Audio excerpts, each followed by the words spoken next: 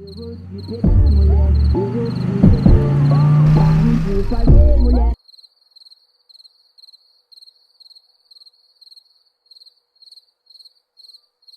Ah, logo agora. A gente tava quase chegando. Que droga, logo agora? E o carro é do meu pai, cara. A gente não pode deixar ele largado aqui. A gente tem que pensar em alguma coisa. Aí, se liga, tem um posto de gasolina logo ali. Se pá, tem alguém pra ajudar a gente, né? Beleza, alguém vai ter que empurrar isso aí. É, com certeza. Alguém vai ter que empurrar o carro.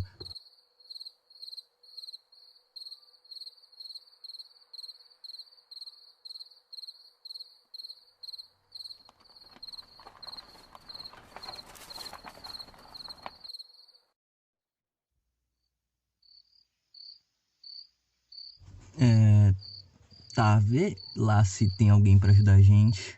E se tiver, você se acerta com o cara que eu vou ali fazer minhas necessidades. Me chama quando, sei lá, tiver acabado.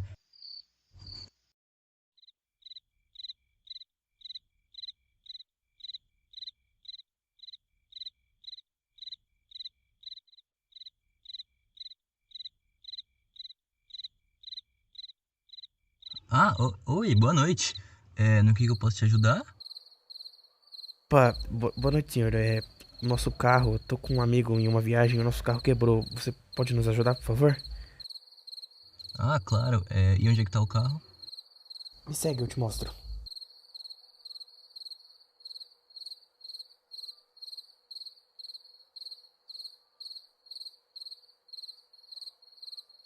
Certo. Poder arrumar eu posso sim, viu? Mas vai ser um pouquinho demorado e pode doer um pouquinho no seu bolso. Tem problema? Ah, não tem problema nenhum, a gente espera o tempo que precisar. Tá, então tá jóia. Eu vou ali dentro terminar de arrumar minhas tralhas e já venho aqui resolver seu problema, valeu? Chama seu amigo depois pra gente discutir o pagamento. Geraldo? Oi, tô aqui. Tô quase acabando, tá? Ah, então, o cara disse que consegue arrumar, mas vai demorar algumas horas pra ele fazer isso. Peraí. Eu escutei direito horas. Como assim horas? Quantas horas, cara? Não sei quantas, mas a gente deveria descansar enquanto isso.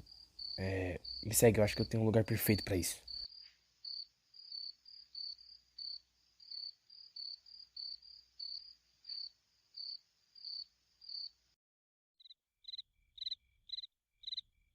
Já que a gente vai ficar sem nada pra fazer, eu posso te contar uma história?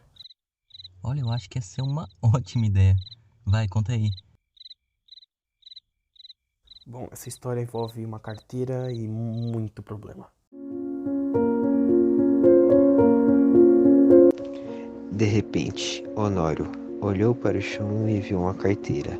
Abaixa-se, apanha-se e guardá-la. Foi uma obra de alguns instantes. Ninguém ouviu, salvo o homem que estava à porta de uma loja e que, sem o conhecer, lhe disse rindo: Olhe, se não dá por ela, perdi-a de uma vez.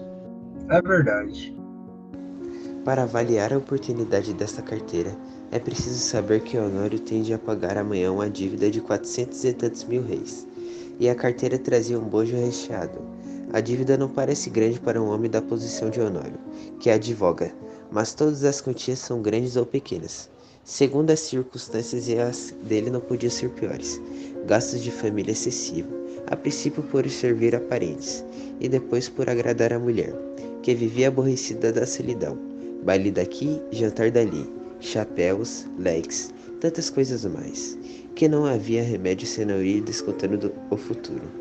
Endividou-se, começou pelas contas de lojas e armazéns, passou aos empréstimos, 200 a um, 300 a outro, 500 a outro, e tudo a crescer, e os bailes a darem-se, e os jantares a comerem-se, um turbilhão perpétuo, uma voragem. Tu agora vais bem, não? Agora eu vou. A verdade é que ia mal. Poucas causas de pequena monta e constituintes emissos. Por desgraça, perder ultimamente um processo em que fundara grandes esperanças. Não só recebeu pouco, mas até parece que ele lhe tirou alguma coisa à reputação jurídica.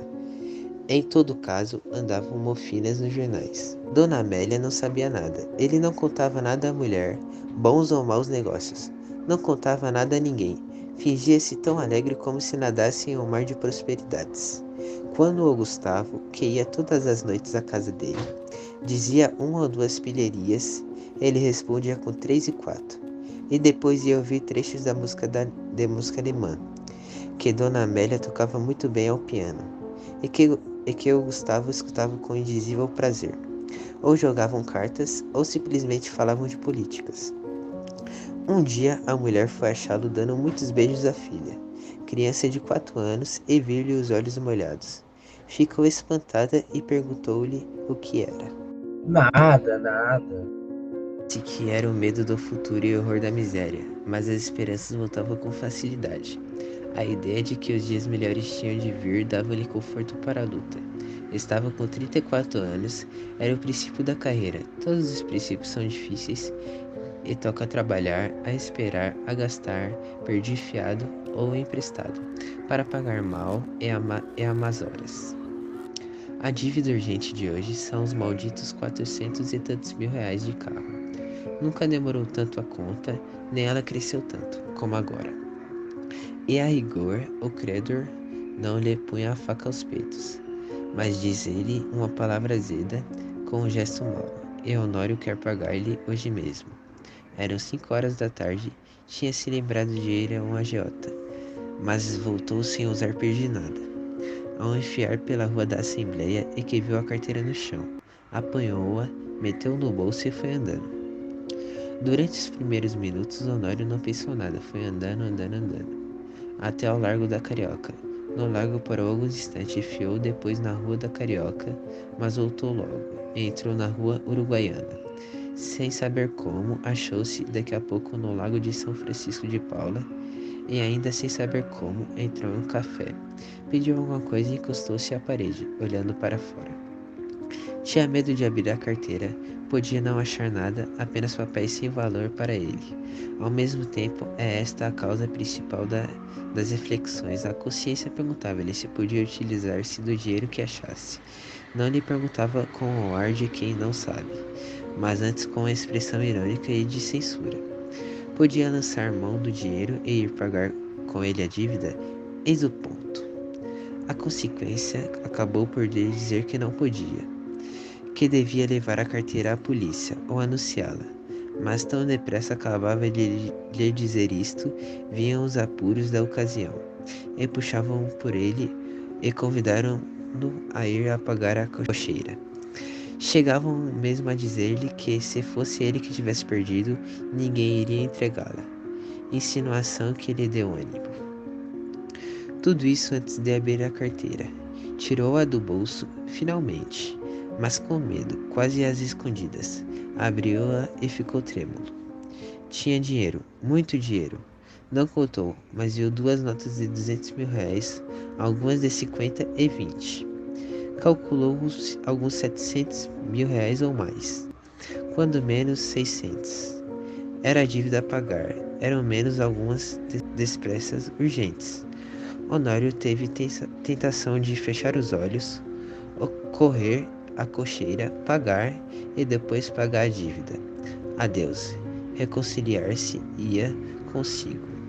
Fechou a carteira e, com medo de perder, tornou-se a guardá-la. Mas daqui a pouco tirou-a outra vez e abriu, com vontade de contar o dinheiro. Contar para quê? Era dele? Afinal, venceu-se e contou. Era 730 mil reais. Honório teve um calafrio. Ninguém viu, ninguém soube. Podia ser lance de fortuna e sua boa sorte. Um anjo, Honório teve pena de não crer nos anjos, mas porque não havia de crer neles. Ao voltava ao dinheiro, olhava, passava-os pelas mãos. Depois resolveu o contrário, não usar do achado. Restituiu-lhe a quem?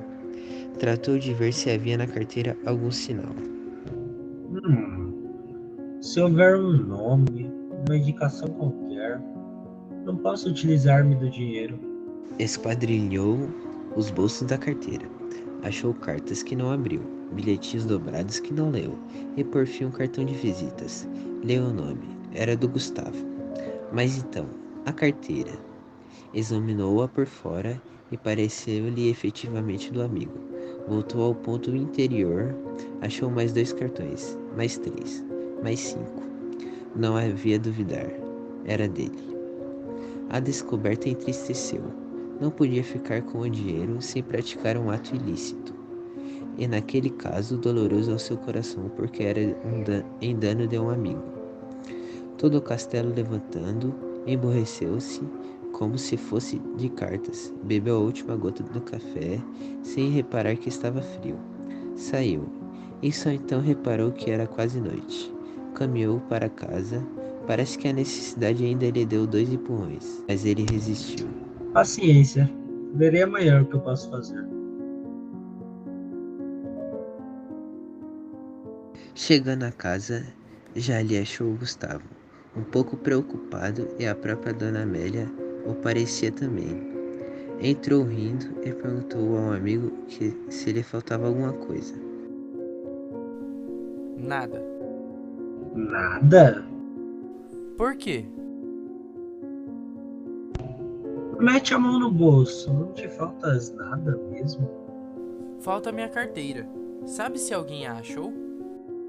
Achei eu.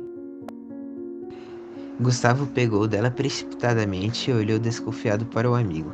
Esse olhar foi para Honório, como um golpe de estilete.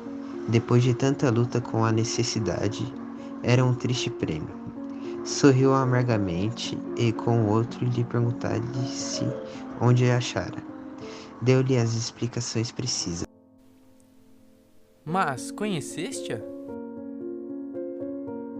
Não. Achei os teus bilhetes de visita. Honório deu 2 voltas e foi mudar de toilette para o jantar. Então Gustavo sacou novamente a carteira. Abriu-a, foi a um dos bolsos, tirou um bilhetinho, que o outro não quis abrir nem ler, e estendeu-o à dona Amélia, que ansiosa e trêmula, rasgou-o em 30.000 pedaços. Era um bilhetinho de amor.